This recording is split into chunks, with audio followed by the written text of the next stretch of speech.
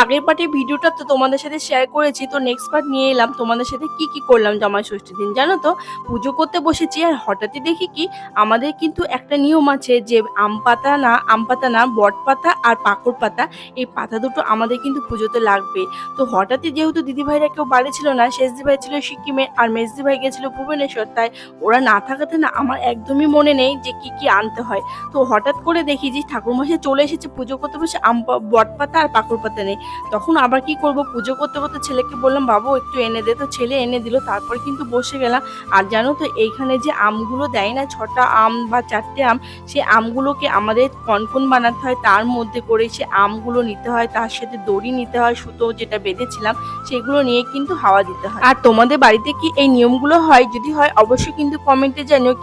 কেননা শাশুড়ি মা চলে গেছেন আমাদেরকে ছেড়ে প্রায় 17 বছর। আমরা কিন্তু বৌমারা সবাই মিলে একসাথে আমার শাশুড়ি মার যত নিয়ম আছে পুজোর, সব পুজো কিন্তু আমরা এখানেই করি, এই ঘরটাতেই করি। কারণ এই ঘরটাতে আমার শাশুড়ি মার আগে থাকতেন, এটাই ওনার প্রিয় ঘর। তার জন্য কোনো পুজো টুজো হলে আমরা বৌমারা মিলে সবাই মিলে একসাথে এখানেই পুজো করি। কি বলো তো, বলতে গেলে আমাদের বাড়িতে পুজো কোনো আলাদা সিস্টেম নেই। যে কোনো পুজো হলে আমরা জায়েরা মিলে, আমার ননদ থাকে পাশে, সবাই মিলে একসাথে পুজোগুলো করি। আর আমাদের না ভীষণই ভালো লাগে, কেউ বাড়ি না থাকলে একে অপরকে ছাড়া যেন অসম্পূর্ণ কোনো পুজোতে মন বসে না। দেখো রীতিমতো আমি ভুল করেই বসেছি, আম পাতা আর ওই সে কি বলে বট পাতা পাকড় পাতা ওইগুলো আনতে ভুলেই গেছিলাম। তো যাই হোক, দেখো একটা একটা করে কিন্তু সমস্ত আমের থেকে এইভাবে আম তুলে নিতে হয় আম পাতা আর বট পাতার মধ্যে। ছেলে কিন্তু নিয়ে চলে এসেছে, তারপরে কিন্তু আমরা সবাই মিলে একটা একটা করে বট পাতা নিলাম। আর তার উপরে দেখো তুলোর কনকন দিয়েছি। আর প্রত্যেকটা আম থেকে কিন্তু একটু একটু করে আম নিয়ে ওর মধ্যে আবার দই দিতে হয়, খই দিতে হয়, তারপরে কিন্তু সুতো দিয়ে একে অপরের সাথে এরকম হাওয়া করে করে মা ষষ্ঠীকে ঠান্ডা করতে হয়।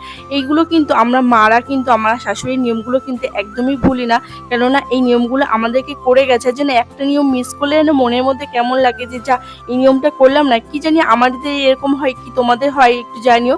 এই নিয়মগুলো কিন্তু আমরা সবসময় চেষ্টা করি সবকিছু এইভাবে করা। আর জামাই ষষ্ঠীতে কিন্তু এবছর যাইনি, যেহেতু তোমাদের দাদাভাইদের একটু ব্যস্ত আছে, মাঠে থাকে, সবসময় যেতে হয়, দেখাশোনা করতে হয়। এই সময় তিলের সিজন, তোমরা জানো তিল উঠছে, তার জন্য কিন্তু আমি যাইনি।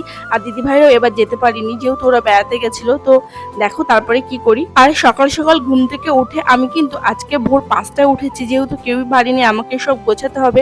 আর ঠাকুরমশাই কিন্তু এবছর ভীষণ দেরি করে ফেলেছিল, প্রায় 11:30 বাজিয়ে দিয়েছিল আসতে।